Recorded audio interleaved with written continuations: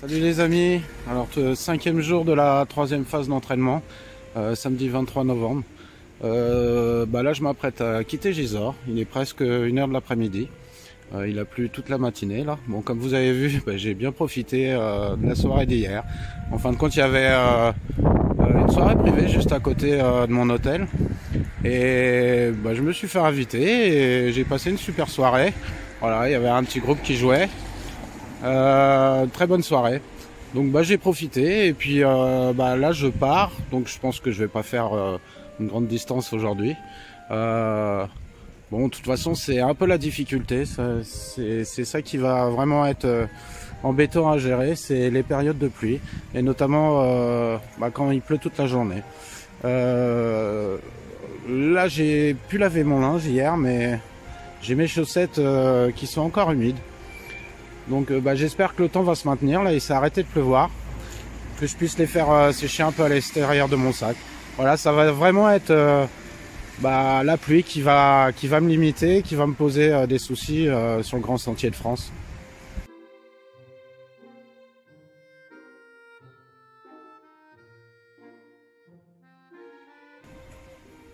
Bon, là je repars bien chargé, 2,5 litres d'eau et puis pas mal de nourriture parce que demain c'est dimanche. Il y a peu de chances pour que je trouve quelque chose pour me ravitailler. Et les jours prochains, je vais traverser que des petits villages. Donc, j'ai prévu large. C'est pour ça qu'à mon avis, aujourd'hui, je ferai pas grand-chose. En fin de compte, la nourriture, ça monte vite, quoi. J'ai pris 2 pommes, donc deux bonnes pommes, 2 belles pommes, c'est tout de suite 500 grammes. J'ai pris une baguette, c'est 300 grammes. J'ai un bout de fromage, j'ai un peu de jambon du pays.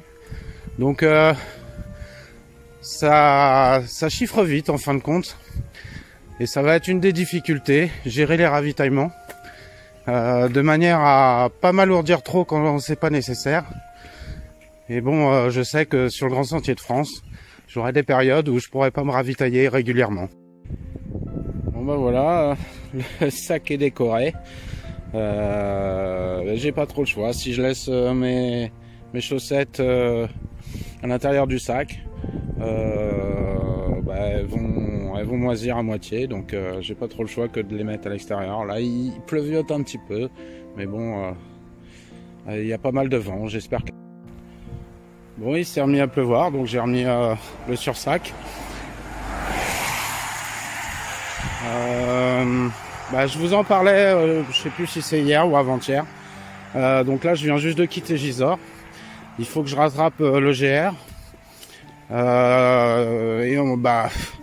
Je suis obligé de prendre une route, quoi. Il n'y a pas de chemin. Et c'est vraiment problématique en fait. On se rend compte que dès qu'on sort des villes, il n'y a rien pour les piétons. Donc à l'heure actuelle, comme je le disais, même s'il y avait des bonnes volontés pour se déplacer un peu à pied ou même en vélo, il n'y a rien de prévu. C'est limite dangereux. Donc je pense que ça coûterait pas très cher de faire un petit chemin sur le côté des routes, au moins sur certaines parties, pour permettre aux gens de se déplacer en sécurité à pied. Bon alors hier, si j'avais pas fait le choix de m'arrêter à l'hôtel, si je m'étais ravitaillé simplement et puis que si j'avais chargé juste mon portable une demi-heure, en fait j'aurais dû reprendre cette route de nuit. Donc déjà ça aurait été assez dangereux. Et puis en plus de ça, pour trouver un bivouac, là c'est pas possible. C'est en pente des deux côtés. Et là c'est même clôturé. Donc je pense que j'ai fait le meilleur choix hier finalement. Parce que là il aurait fallu que je fasse au moins 3 bons kilomètres pour rejoindre le GR. En pleine nuit sur une route dangereuse. Et sans possibilité de bivouac. Donc pas de regret, puis j'ai passé une bonne soirée. Voilà, là j'ai fait à peine 3 km. Donc j'arrive à Benzincourt. Donc à peine 3 km de Gisors. Et si une famille décidait d'aller à pied à Gisors le samedi matin pour faire son marché, clairement c'est pas possible. Donc les gens ils prennent leur voiture.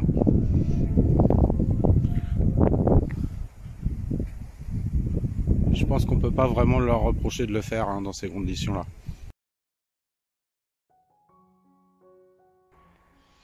Alors, il est 14h30, ça fait 1h30 que je marche, j'ai fait un peu moins de 4 km. Je viens de me faire une bonne petite pause là, j'ai trouvé une table de camping, donc j'en profite. J'ai eu pas mal de messages pour me conseiller ou pour me demander pourquoi j'utilisais pas des bâtons de randonnée en fait. Quand je suis parti, quand j'ai fait la première phase d'entraînement d'Amsterdam jusqu'à Paris en passant par Reims, mon but c'était surtout de renforcer mes jambes et donc j'ai pas voulu prendre de bâton. Et en fin de compte, je me rends compte quand on marche et qu'on est pas mal chargé, j'ai un sac qui oscille entre 19 kg et 24 kg quand je suis chargé à bloc d'eau et de nourriture, comme là aujourd'hui. Quand on est pas mal chargé, je pense qu'il faut éviter en fait de trop forcer sur les articulations. Avec des bâtons, je gagnerais certainement en vitesse, en moyenne, parce que là je suis à peine à 3 km/h de moyenne avec les pauses. Mais j'augmenterai en fait le travail des articulations et j'augmenterai aussi les frictions au niveau des pieds. C'est pour faire le Grand Sentier de France, 12 à 14 mois, faut falloir durer surtout. Donc en fait, je respecte mon corps, je le pousse pas, je cherche pas à aller vite forcément. Voilà pourquoi j'utilise pas de bâton de randonnée pour l'instant, mais je suis pas fixé encore pour les zones montagneuses. Est-ce que j'en utiliserai ou pas?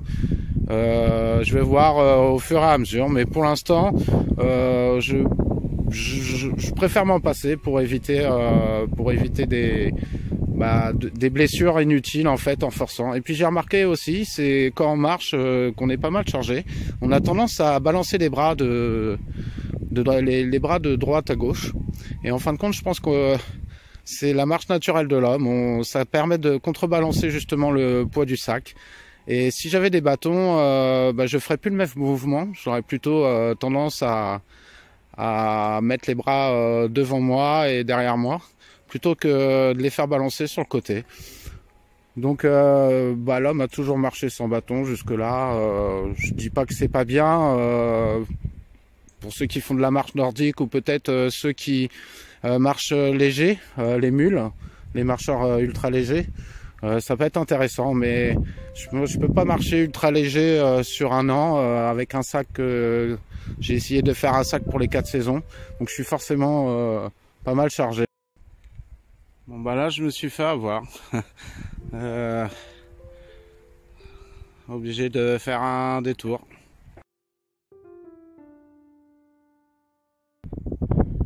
Bon, j'espère que vous n'avez pas trop de vent.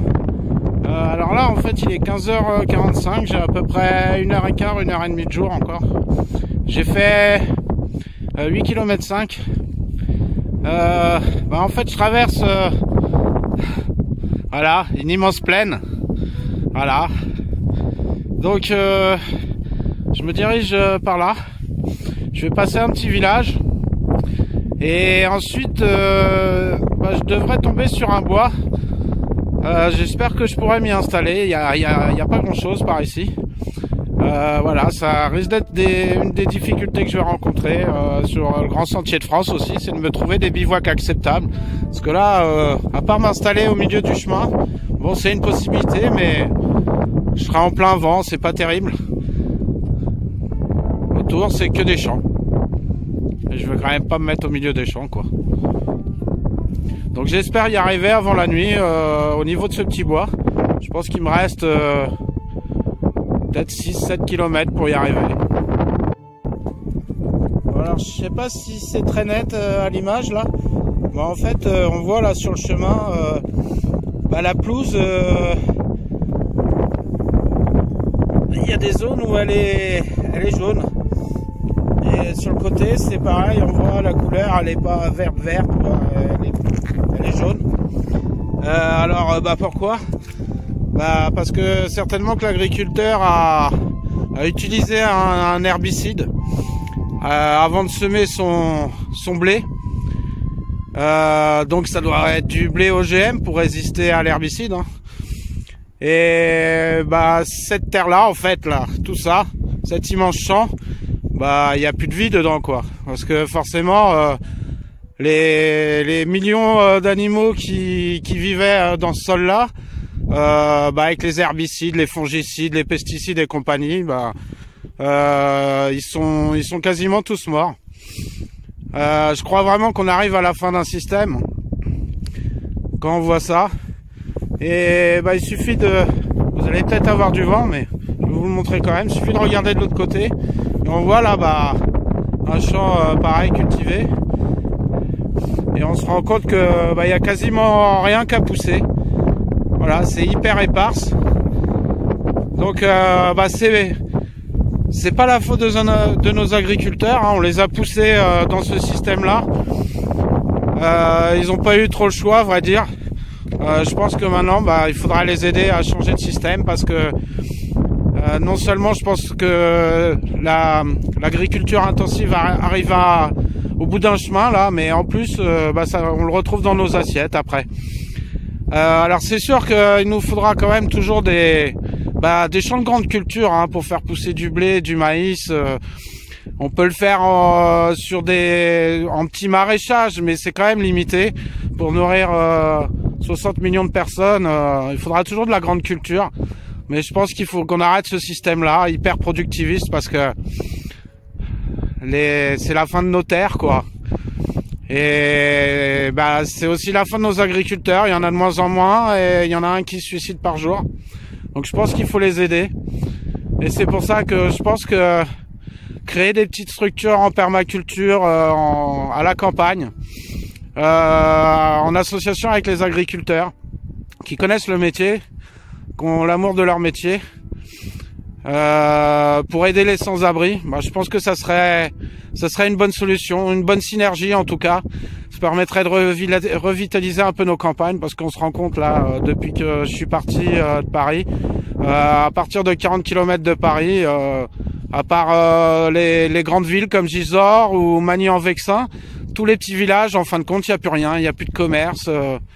C'est le désert, pas seulement le désert au niveau des terres, là on voit il y a quasiment pas d'arbres. C'est aussi le désert dans les villes. Voilà, là il y a une haie. Et du coup il y a des oiseaux. Et puis surtout ça abrite un petit peu la terre malgré tout. Du vent.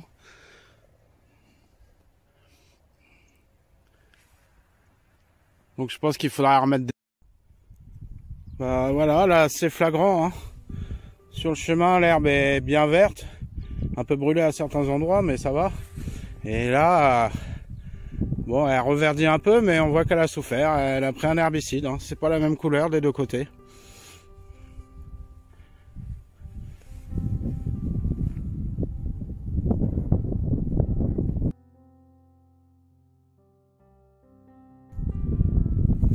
Alors là c'est intéressant. En fait ce champ là il a été récolté puis laissé comme il est là. Et en fin de compte on voit que ça c'est le forbe réveil matin. Et on voit qu'en fait il y en a pas mal. Et en fin de compte c'est une plante bio-indicatrice. Et ce qu'elle révèle, en fait, c'est un sol qui a été brûlé par le soleil et qui contient énormément de produits chimiques. Donc, grâce aux plantes bio-indicatrices qui poussent sur un sol, quand on le laisse sans le cultiver quelque temps, on sait en fait les corrections qu'on pourrait apporter au sol pour l'améliorer. Pour ceux que ça intéresserait, je vous conseille d'aller voir sur YouTube. Vous avez des vidéos d'un monsieur qui s'appelle Gérard Ducerf et qui a écrit justement des encyclopédies sur justement les plantes bio-indicatrices. C'est un ancien agriculteur et en fin de compte, en analysant les plantes qui poussent sur un sol, il est capable de définir les déséquilibres de ce sol et les corrections à apporter. Je pense que c'est vraiment l'avenir. C'est des gens comme ça, des gens du métier, qui pourraient nous aider à corriger ces sols qui sont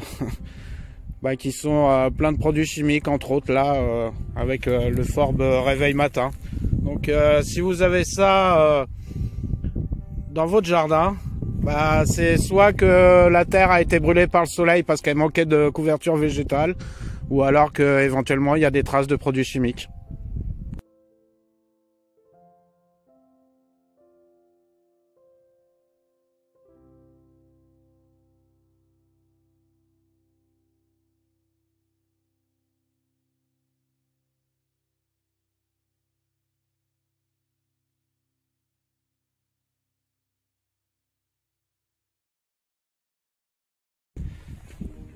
Bon, il est 17h12. Je suis pris un peu de retard. Je suis tombé sur un monsieur très sympathique, qui est agriculteur, qui a une ferme. Et donc il s'inquiétait de me voir, c'est normal, hein, avec mon sac à dos, etc. Donc je lui ai expliqué. On a bien parlé, c'était intéressant. Et je lui ai parlé justement que je voulais promouvoir la permaculture comme une solution pour aider les sans-abri. Et il m'a parlé qu'en fait sur la commune, là pas loin, il y avait en fait des terres il y avait au moins 4 hectares de terre qui étaient abandonnés. Et que il pensait un peu à ça, que ça serait intéressant. Il mettrait un petit coup sur la terre, et puis il y a des gens qui pourraient cultiver. Donc on a un bel échange, encore une belle rencontre, et c'est bien parce que ça confirme que éventuellement cette synergie là pourrait fonctionner. En tout cas, lui qui est agriculteur, il n'était pas contre, et il pense effectivement que plutôt que de payer 3000 € des chambres d'hôtel pour loger des gens par mois, autant leur installer une petite structure où ils peuvent vivre, et puis leur permettre de mettre les mains à la terre et de se reconstruire pendant 2-3 ans, et puis de créer leur projet ensuite.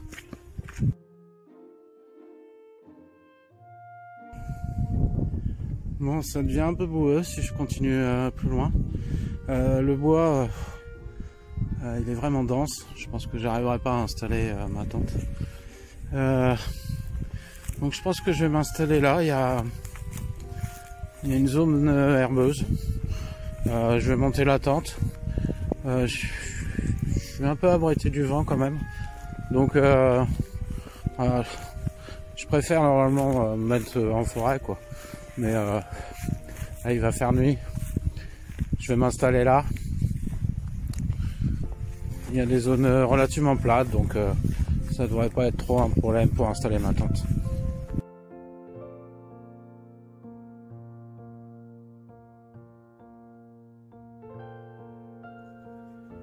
Bon voilà, la tente est montée.